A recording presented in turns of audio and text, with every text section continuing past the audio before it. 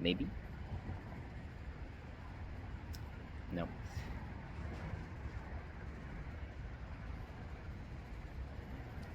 Hmm. I don't know. Like I'm really trying not to move, but the phone slides. Who cares? Um, yeah, another like double upload kind of thing. Um, but just like still trying to get like every day out there because I'm still watching the movie every single day. But sometimes I just don't find the time to like record it. But anyways, the movie for October 12th is well, we finally get to close the book on this Blade on this Blade trilogy. Yep, the movie for October 12th was Blade Trinity. That's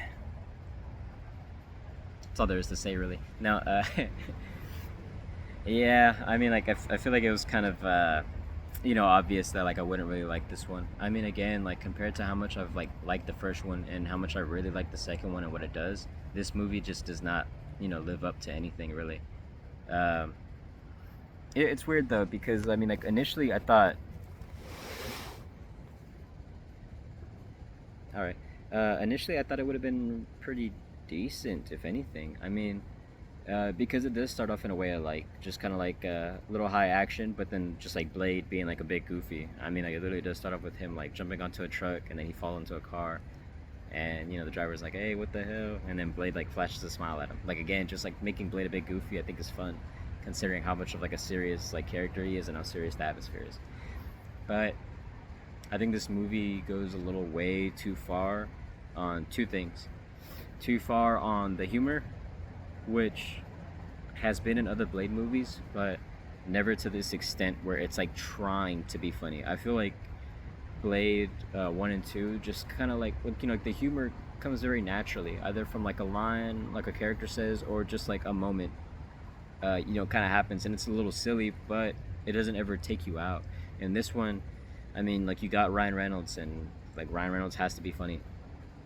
Like that's just the way the world works. Ryan Reynolds has to be funny no matter what.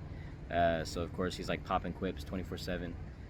And then you have a few other characters like getting like a line or two, and um, but yeah, just way too much on the humor.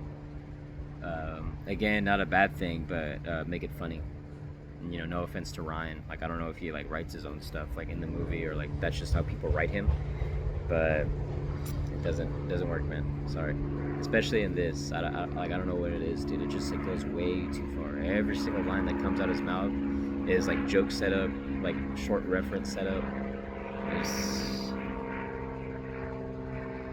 yeah. So like big thing on the humor, not it.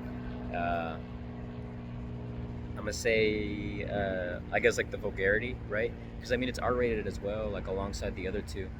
Uh, and I feel like I've mentioned it before, but the first two movies I think really only push the R rating mainly based on like action and like what they show with the action, gore, blood, stuff like that. I feel like that's the only reason why it gets the R rating.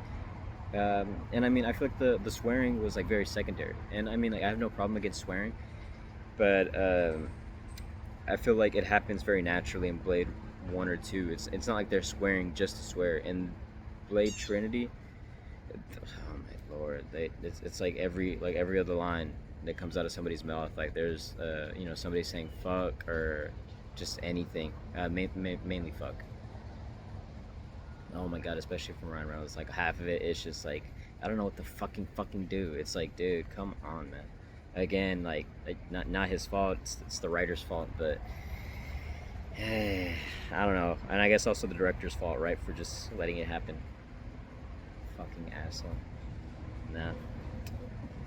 Again, it's weird, but I feel like this it's like the trilogy curse. You know what I mean? Like you always have just like the defining first one, the second one that tops it, and then the third one that disappoints. And so I guess it's no different for Blade, right? Or I guess now that I'm finding it's no different from Blade, but I guess everybody said that to begin with, so uh, whatever. But I mean, even then, it's unfortunate because I was like really just like trying to find stuff to like enjoy about the movie, and like I can't even say that like anything was really enjoyed necessarily. I mean, the action is not like nowhere near how good the second one was. And I think like that was like the main thing I kind of praised about the second one was how good the action was. You know, more faster paced compared to the first. Um, you know, and just like kind of like a bit of more variety, especially since they introduced like a new, you know, like a new villain for Blade to fight. So it kind of like added to his like gadget stuff, and he was able to like do more, you know, things, which was cool to see. But then in this one, it's like, you know, more nothing, and I feel like the only kind of gimmick they introduce, they use like twice. I'm talking about the bow because I feel like that bow thing is like a really cool weapon, but yeah, it's like twice where they use it, so who cares? Um, but man, you know, like now I'm just like thinking about everything else. Yeah, the action is just like so tame in comparison. I mean, again, you get like one cool sword fight at the end, but it feels so slow and like choreographed compared to the other two. And I mean, you know, everything's choreographed, like duh, but you don't think about it whenever you're like enjoying something.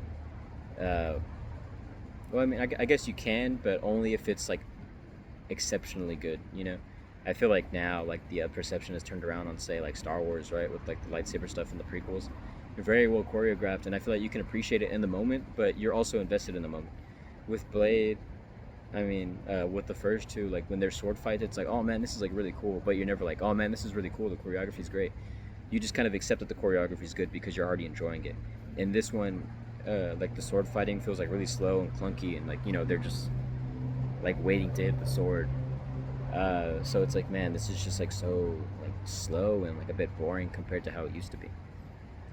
And I mean, again, like compared, like comparison, Thief of Joy sort of thing. But like, how could you not compare this one to others in its like franchise? You know what I mean? And I mean, again, like even just like on its own, like it's not enjoyable. So all you can really do is compare it and like see where it went wrong.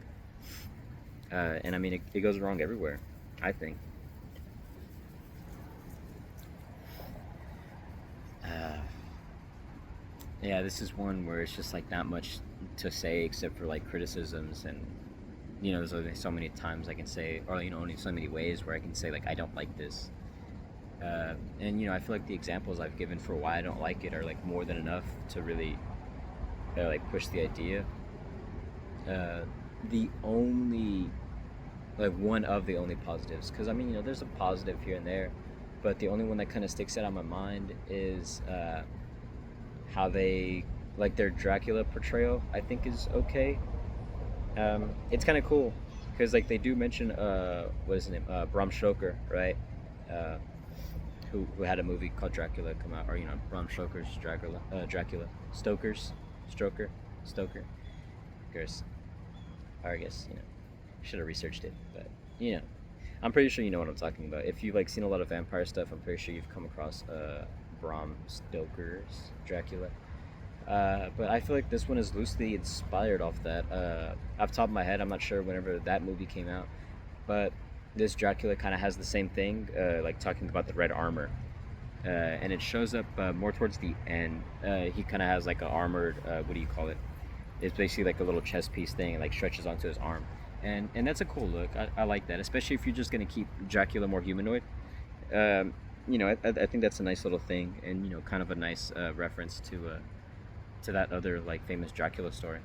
But I mean, even then, they kind of have like a demon form for him, and it looks really cool. And it's kind of unfortunate that you don't see it all that much. I feel like the only time they use it in a really interesting way is kind of towards the beginning, where he's like already feasting on people, and he's just like in pure darkness, and he's like moving around like as a shadow essentially. And as he slowly transitions into the light, he transforms into his human form. Very very cool visually. Like I'm not gonna lie on that. But I mean, again, like one moment doesn't doesn't really constitute a good movie. Um, yeah. So, but you know, that's just like a part that kind of sticks out of my mind. But again, that's because it just reminds me of something else almost. And then you know, again, it kind of sucks at the end because like he is just in human form the whole time he fights Blade, and I mean he transforms, but only at the very end, and you barely get to kind of see that like transformation stage of himself, and you know, it looks good. So that's kind of the only praise I can really give it on that. But I mean, again, yeah, going back to the action, just not as good. A lot of the effects just aren't as good. And again, like I think the humor and like some of the writing choices are really what like weighs it down most for me. And I mean, with the other two movies, I kept hyping up Patton because I heard Patton Oswalt was in this, and I was like, man, I can't wait to see Patton Oswalt. And they barely give him anything to do. He gets nothing to do. I mean, he's kind of like gadget guy, but they don't even let him explain the gadgets. You know what I mean? It's kind of weird because like he's a huge nerd, so I'm pretty sure he would have loved to, like learn like I guess like the lore and like mechanics behind the weapons and stuff, and sit there and like explain it to Blade. I feel like he could have been a really good like side character in that regard, kind of like the wacky inventor sort of guy, right?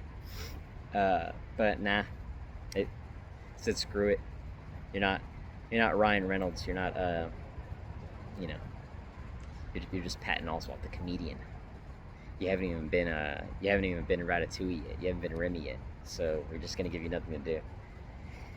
All right, whatever. Don't don't give the best actor in your movie something to do, I guess. Nah. Yeah. So obviously, wouldn't recommend Blade, but I mean like Blade Trinity. But if you've seen the other two and you want to finish it off, be my guest. But just be prepared to be disappointed, like I was. Um, so that's it for that one. Take care.